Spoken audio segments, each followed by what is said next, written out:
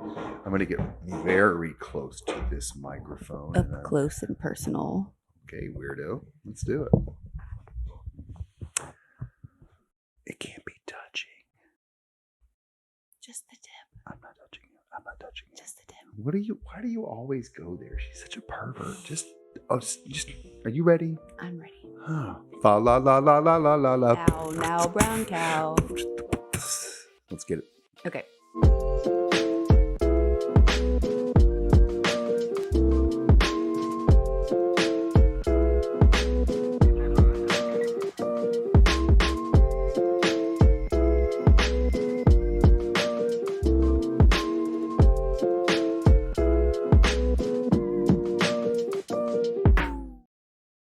Welcome to the Embracing Parenthood podcast, episode 4.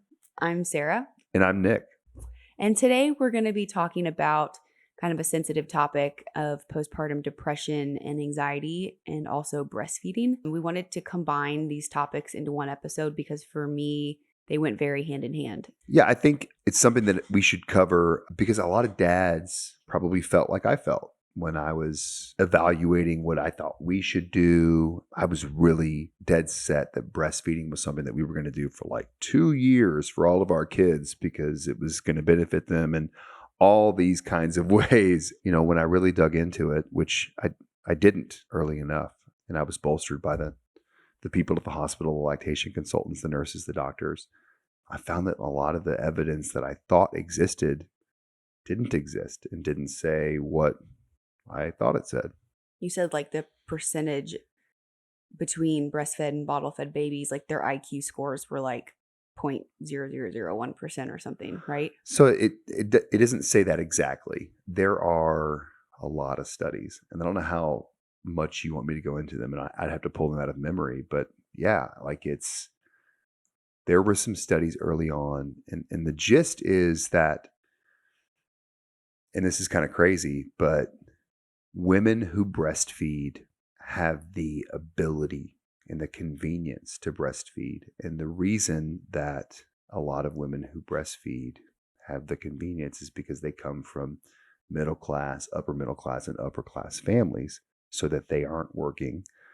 They don't have to earn a wage to provide in their home. In women in middle class, upper class, and upper middle class homes usually have slightly higher IQs. And so the studies You're not saying this. This is what the study said. Yes. Okay. This is from those studies. And it's very interesting. The less money that you earn in a home, the more jobs that you have, is what I pulled from these studies, the harder it is to breastfeed. The quicker you have to go back to work. You can't be there to breastfeed. You have to pump and the whole There's slew no of stuff. There's no pumping when you have 3 jobs. There's just not. So anyway, there were a lot of studies early on that showed breastfed babies had higher IQs. And when the correlation between breastfed babies and the IQs of their parents were combined to sort of weigh out the smarter people have smarter children. That's sort of the concept there. It turns out that the IQ scores for children are usually really on par with the IQ scores of their parents. And there was no massive difference between a breastfed and a formula fed baby or bottle fed or whatever you want to call it. It's a very low percentage. But like way back in the day, they used to have wet nurses. That's what they called them. And they all their entire job was bottle feeding babies. Like princes and royalty were all bottle fed because the queens had to go back to doing what they were doing queen stuff, but they were all bottle fed, which is, they said, like, they talked about that when Queen Elizabeth died. She was one of the only queens to ever breastfeed her children, which I thought was interesting. But yeah, I don't know anything about that. it's crazy though.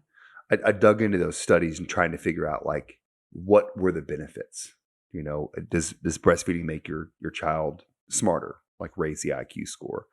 No, less than a point on average when weighted against the IQ of a parent. Mm-hmm.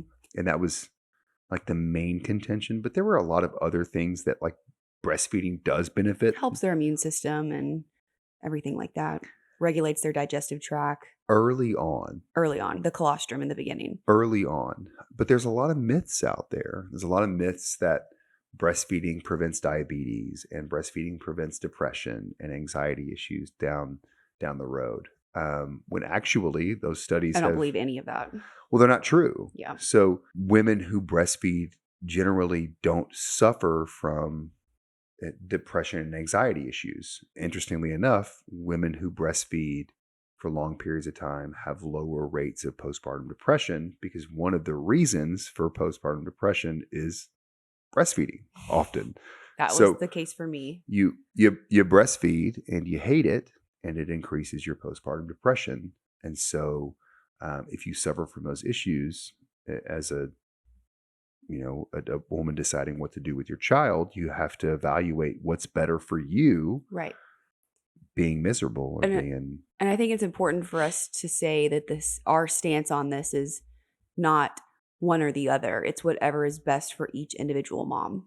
Well, I think that's the most important thing. We're not like saying we're anti-breastfeeding and pro bottle feeding. I think it's whatever mom wants to do. I mean, I'm not saying anything. That's what I'm saying. I'm saying, like, if you want to breastfeed for 2 years, you do you. Like, that is insanely amazing for you. But for me, I couldn't have ever done that. And that's okay too. I'm never going to breastfeed, so that's never going to be an issue for me. But what I'm saying is, from the father's perspective, you get hit over the head with a lot of pressure to push your significant other to breastfeed. And before you do that, before you inadvertently cause some pain to the person who you are raising your children with, who is caring for your child with you, you should really look into it to find out if the things that you believe to be true are actually true, or if they're not. Right. And when I learned that they weren't, it was like, oh my God, what have I done? Yeah. Not maliciously. Right. I knew it was never malicious. I wanted our kids to have, our kids were born premature. I wanted them to have the best chance to have the most normal life possible. And these people led me to believe that breastfeeding was some magic cure-all. Yeah. And it's not. There are no peer-reviewed scientific studies that demonstrate the absolute benefits of breastfeeding beyond, in general, digestive issues and immune system issues in very, very young babies. Colostrum is great. And I do think it's important that they get that in the first, it's like 3 days they get it. It's like a superfood. And I did do that. I mean, I breastfed for what, like 2 months? Yeah. Maybe longer than that. You produced quite a bit. In the beginning. They were so little early on, and we were supplementing with formula to get them to gain weight so early on that we were able to kind of store up quite a bit for a while. Also, I was literally pumping milk before they were born. I was leaking. Oh, it was like pouring a dairy cow. Oh man, for sure. It was wild. I think the arguments for colostrum, for those that don't know, if you're getting ready to have a baby, is the very early on, very thick, very nutrient dense and rich. It's like gold color. Yellow, gold colored fluid that comes out before breastfeeding begins, like before the milk before the milk comes in. It's like a superfood. Yeah. It's wild. I mean, our bodies are great. Our bodies are incredible that they know how to make something like that for what your baby needs. For me, I had tried breastfeeding with my first, and I did it for like 3 months and just knew that it was not something that I enjoyed doing. I wasn't one of those moms that just loved breastfeeding. So I kind of just had it in my head that I would do the same kind of thing with the twins, that I would just give it a try for a couple weeks. And then when I got tired of it, I would stop. And I didn't know that Nick would have such strong opinions on it. So when I told him that was my plan, he was like, no, we're going to try and do this for much longer than that. And I was like, no, I'm done. Like, this pregnancy has been so hard. When they are born, I'm going to do it as long as I can. And then when I'm done, I'm done. For sure. And I pushed you way harder than I should, because I thought it was going to improve their lives. And I was misled. I think that breastfeeding has a ton of benefits that aren't tangible. Can't track the benefits on a child. The ability to avoid the cost of formula is amazing for a lot of families. We spent a small fortune on like $600 a month on formula. It was nuts. I mean, I had it broken down to bottle for bottle how much it cost.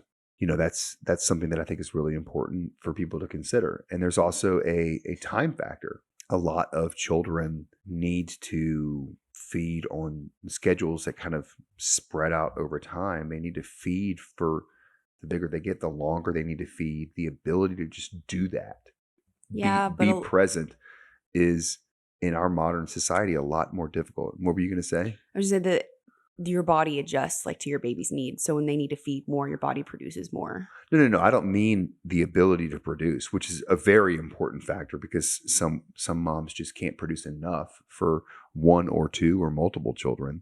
What I mean is having the ability to give that time Oh, like to a stay feed. home. Yeah. And you can speak to this. I don't know much about it, but from what I understand, as you move back into the workforce away from your children, your production can decrease. It can, yeah. If you go from breastfeeding to pumping, your production can decrease. There's this wild magic interaction between children and boobies, and It's just like when you hear a baby cry, you'll start leaking milk. Like your body knows when a baby's around. wild. It is wild. So cool. When I had Luke, I definitely suffered from postpartum anxiety. And for me, that was like I couldn't shut my brain off. Every time I would go lay down and try and close my eyes, I was thinking about I literally kept a mirror on my nightstand and would check to make sure he would fog a mirror and that he was actually breathing. Like that's how afraid I was that he was going to just die. Like it was the worst fear of my life. And looking back in hindsight, I probably should have been on some anxiety medication back then, but I didn't. And then so I was kind of already looking for those signs after the twins were born, the anxiety, but I didn't have the postpartum depression the first time around like I did the second time around. And I don't know if it's because there were two of them and you don't get that same for you moms out there that have just one baby. If you remember this moment, like in the middle of the night when you walk into the nursery to feed your baby and you have them fed and it's really quiet and it's dark and it's just you and your baby and you have this like amazing bonding experience. You don't get that with twins. The other one is ready to eat. Come on. Like you would be sitting there in the middle of a 45-minute feed while the other one is 6 feet away from you in their crib screaming its head off and you have to sit there and listen to it. It should be a form of psychological warfare.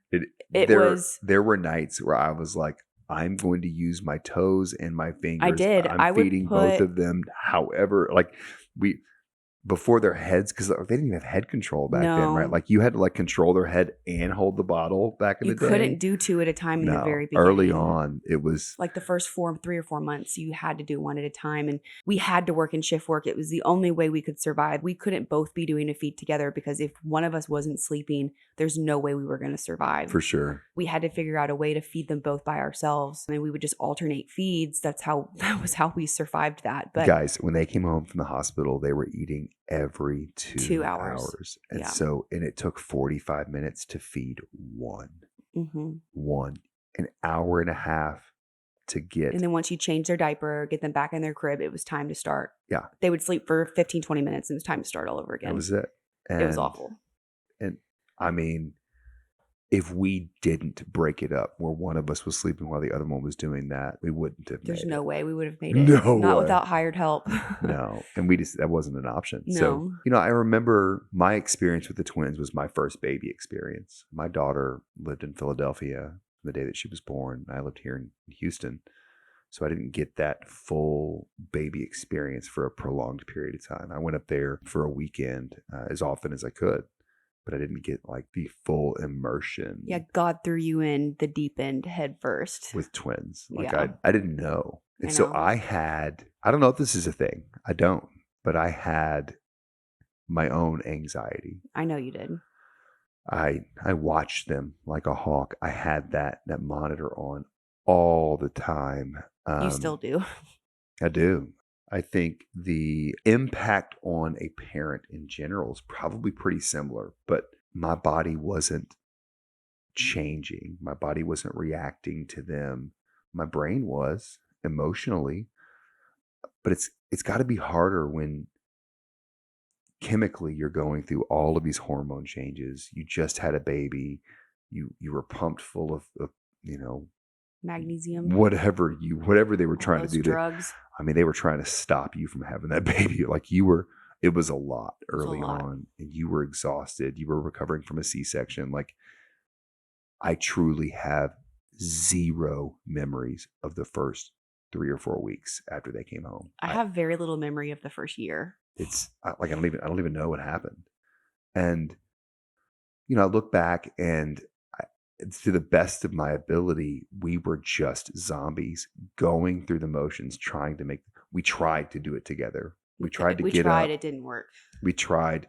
They were in the NICU for 3 weeks. We tried having them in our room, and it was worse for them. Like, we wanted to room share. We wanted to have them next to us, grab a baby each, feed him in the middle of the night, slide him back into that little Sounds thing. so easy. And they wouldn't sleep in our room. They just wouldn't. And we put them in their cribs for a nap one day, and they slept better than they ever had. We were like, And all right, this is where you're staying. like, we tried to bring them back into our room after that. Yeah. I And don't they were remember like, nope.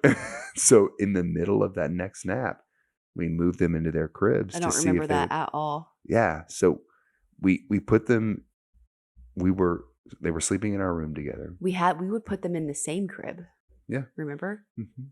Because they slept so much better up against each other. And then I showed the nurse like this cute little photo I took, and she was like, "Oh, you cannot crib share your babies. They will suffocate each other." And I was like, "What?" They're like swaddled. Like, how would they suffocate? People are crazy. So I'm like, "Nick, we can't ever do that again. They could kill each other.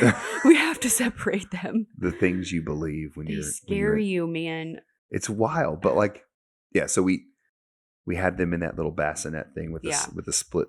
The halo. The twin halo sleeper. And then we tried the nap in the crib, and they slept better than they had ever slept at our house. And then we put them in the halo that night, and they weren't sleeping. And we were like, we've got to try the crib. And it was the first night that they had slept during the day, that same day. And we put them in their cribs, and they slept. Like, slept. I don't remember that. It's exactly how it happened. I totally. I could have made it up, but that's exactly how I remember. I remember you makeshift made this. You got a blanket and you tucked it under the mattress. You pulled it really tight over them, tucked it in on the other side of the mattress. So it was almost like they had like a little, and they were swaddled. So they were like swaddled with almost like a weighted blanket feel on them. And that was the trick that I remember that helped them. They would sleep forever if our hand was on them. That's right. And so we could hold them. But like, bro, I am tired. You were going to fill a glove with rice if you had to. Yeah. And so I was like, I'm going to take this sheet and I'm going to tuck it.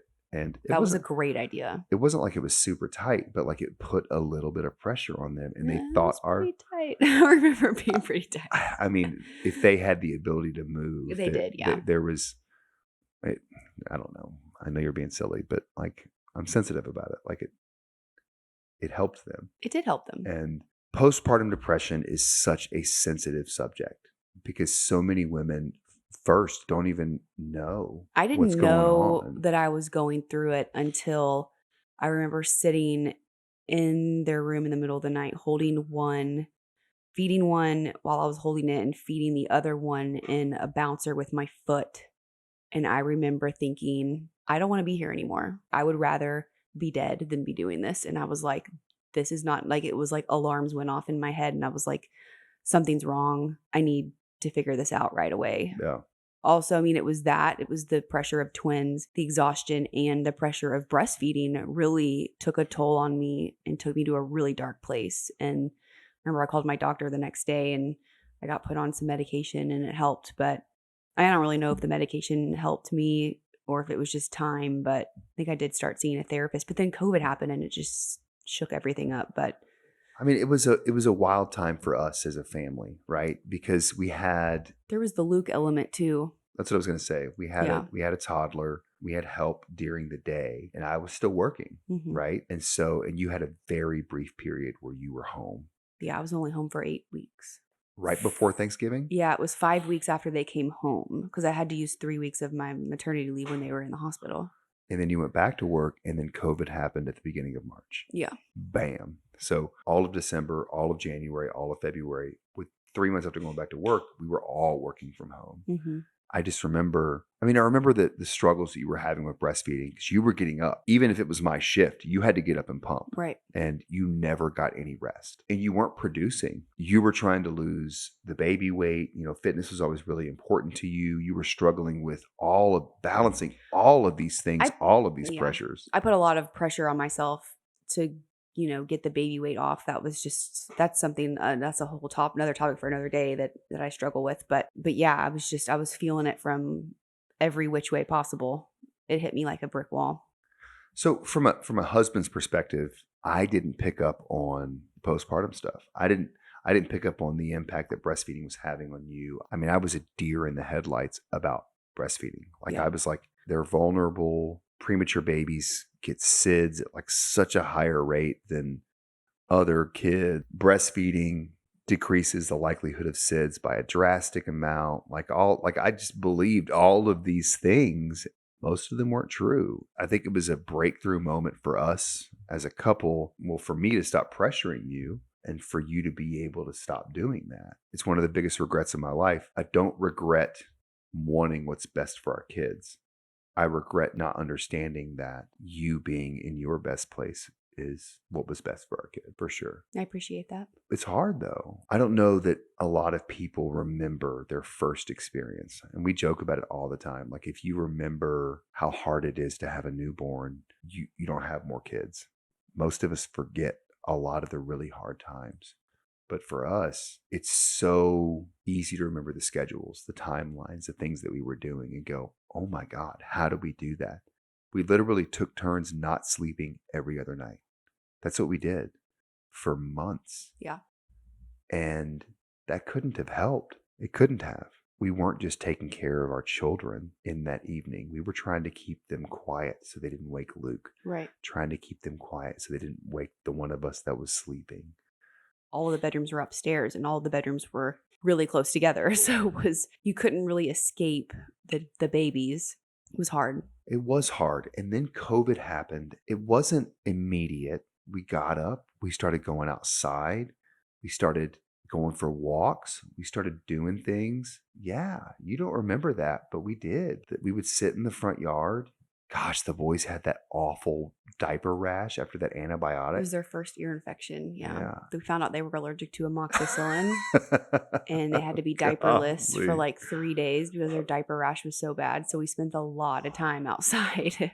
And I don't know that we really stopped. Yeah, we spent a lot of time inside, but getting up and getting outside as a family was something that we did or tried to do even more than we do now. I fed every one of their meals to them outside in the front yard for a while. Mm-hmm. Postpartum depression is such a unique and faux pas topic. And I think dads suffer from a lot of the same anxieties that new parents suffer from. And because of those anxieties, they don't recognize the things that their wives are going through. It's really hard to look up and see anything else but what you're struggling with. And we've got to do better. If you had never had to experience the pressure of wanting to make your husband happy, wanting to do what's best for your children, avoiding the fight, just wanting to do that stuff, that time in our lives may have been different, may have been better for you in a lot of different ways. Maybe you would have more memories of our children at that young point. I don't know. Maybe we would have slept better. Maybe we would have sleep trained them earlier. Maybe there's so many different possibilities. It was a hard thing for us. It affected our relationship. You resented me for a while. I know that the reason that I had a hard time recognizing what was going on is because I too was suffering from a level of anxiety about these perfect little babies that I just wanted to love and take care of, that I lost how important your contributions to that are. Other people need to hear that. Yeah. Other people in my shoes need to hear how important it is to not say things like, if you don't do this, you don't care. You're not evaluating the science. You're not evaluating the studies. Listen to this lactation consultant that is telling us this is what's best. They wouldn't tell us it's what's best if it wasn't what's best. All of the awful things that I said, and I never knew, those things aren't true. Mm-mm. And they are at your fingertips all the time. I think that same principle, though, can be applied to so many things with parenting. Like, do your own research. Don't just believe what people are telling you to do, and trust your gut. Yeah, man. Yeah, I don't man. know. Postpartum depression is common. It's common because you're going through a physical change, chemical change. You've got a lot of pressure, a lot of Situational stress. change. Like, everything is changing. Yeah. And as a mom, look, the bottom line is it's just harder on a mom. That doesn't mean it's not hard on a dad. Dads, you can't let what you're going through cause you to be blind to what your spouse is going through, to what the mother of your child is going through. Because if you do, you might be pushing her deeper into a level of depression that is detrimental to your kids when you're trying to make your kid's life better in the first place. And that doesn't make sense. Yeah. It doesn't. So last week, I committed to teaching the boys a little bit about baseball. They don't want to wear the gloves. They want to throw the balls at each other. So that's progress. Luke wears the glove. But he can't catch. Like, he is just not. He wants to try. No, he does. He is not in a position right now with that glove to do anything. That thing is hard as a rock. Like, You need to break it in. Yeah, but how do you, like, I remember back in the day, you used to like wrap it up with twine, like run it over with the car a few times. That thing is 100% plastic. It is not leather. It is not breaking in. We have to go, like, we need to get them real gloves. Do you know what glove I used to play softball with? I do not know what glove you used to play softball with. It was my mom's old glove, and it was a red leather glove. And I never, all 5 years that I played softball, I never bought a new one because it was so broken in. And it was different than everybody else's glove, so I loved it. But a broken in leather glove is just the best. Well, it's something that I want to continue.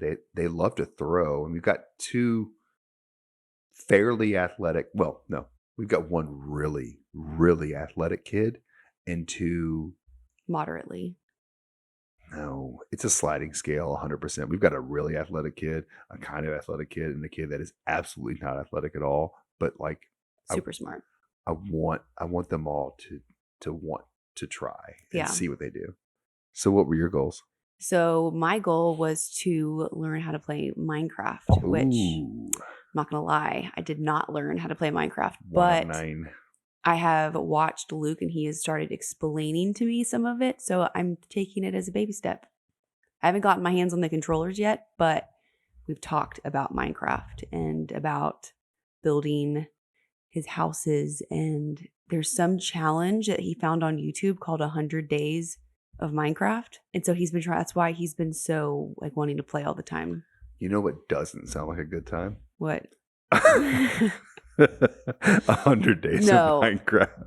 It doesn't, but he really loves it. So I want to try and get into it for him. It's cool though, because he's learning how to count, and he's learning like the kid is going to be a banker if he keeps it up. He said to me today, I want to build a house in real life. And I was like, maybe you will. I like that. Yeah. All right. So we're going to record another episode today because we can't get to an episode next week for you guys for some personal reasons. So we're going to get one recorded, and we'll give you our goals at the end of that episode. Also, I would like to say that if you are suffering from postpartum depression or postpartum anxiety, please reach out to a trusted friend or a professional, maybe your doctor or a therapist, and get some help. There's no shame in getting some help, but it's definitely not something that you should go through alone.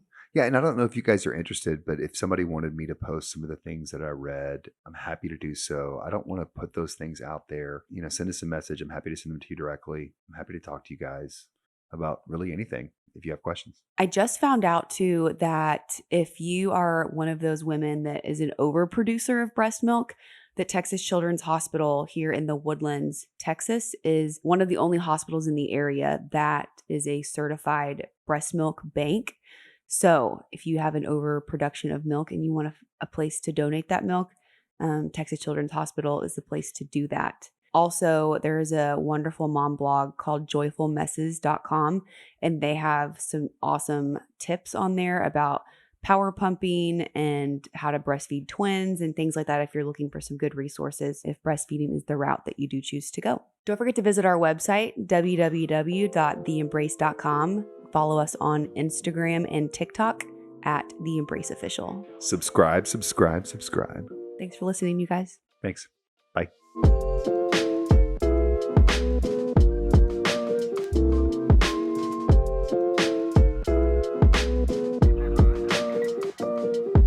Suffering from pelvic girdle pain. Pelvic girdle pain is something that can affect your spine, and it's from the weight.